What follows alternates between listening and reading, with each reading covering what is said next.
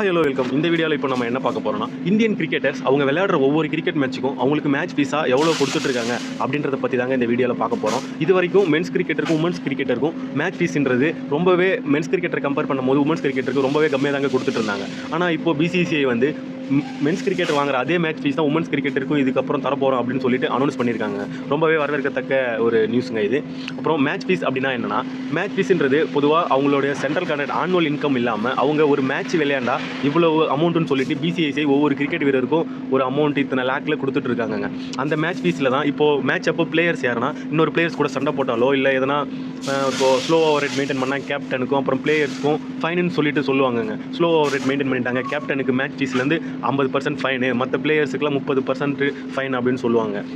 அந்த ஃபைன் எதில் பிடிப்பாங்கன்னா இந்த மேட்ச் ஃபீஸில் இருந்து தாங்க அவங்களுக்கு பிடிப்பாங்க. இப்போது உதாரணமாக இப்போ எடுத்துக்கிட்டோன்னா, இப்போ மென்ஸ் கிரிக்கெட்டர் ஒரு ஓடிஐ மேட்ச் விளையாண்டாங்கன்னா அவங்களுக்கு மேட்ச் ஃபீஸாக 3 லட்சம் கிடைக்குங்க. இப்போ அந்த 3 லட்சத்தில் இப்போ ஒரு 30% ஃபைன் வச்சுக்கிட்டிங்கன்னா 30%னா 90,000ங்க. இப்போ அவங்க ஏதோ ஒரு சண்டை போட்டுட்டாங்க, ஏதோ ஒரு இதில் அவங்களுக்கு ஃபைன் போட்டாங்கன்னா, இப்போ ஒரு T20யில் 30% ஃபைன் போட்டிருக்காங்கன்னா ஒரு பிளேயருக்கு அவங்களுக்கு 90,000 ரூபாய் ஃபைனாக பிடிச்சிக்கிட்டு மீதி அமௌண்ட்டு தாங்க அவங்களுக்கு மேட்ச் ஃபீஸாக கிடைக்கும். இது தாங்க மேட்ச் ஃபீஸ்.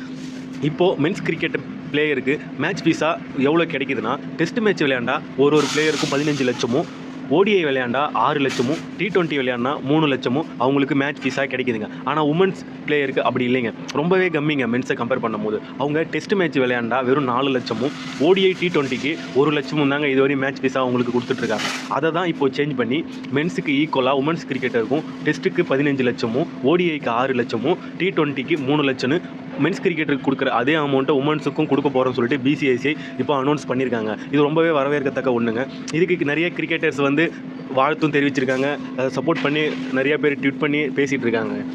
இது எதனால் பிசிஐசிஐ இப்படி ஸ்டார்ட் பண்ணியிருக்காங்கன்னா, நம்ம இந்தியாவில் மென்ஸ் கிரிக்கெட் ரொம்பவே பாப்புலருங்க.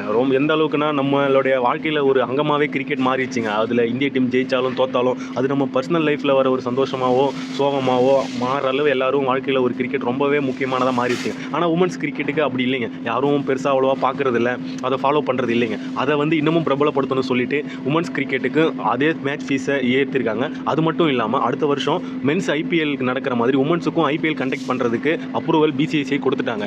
அடுத்த வருஷம் கன்ஃபார்ம் உமன்ஸ் பிபிஎல் மேட்சும் நம்ம கண்டிப்பாக எதிர்பார்க்கலாங்க. உமன்ஸ் ஐபிஎல் அடுத்த வருஷம் கண்டிப்பாக நடக்குங்க.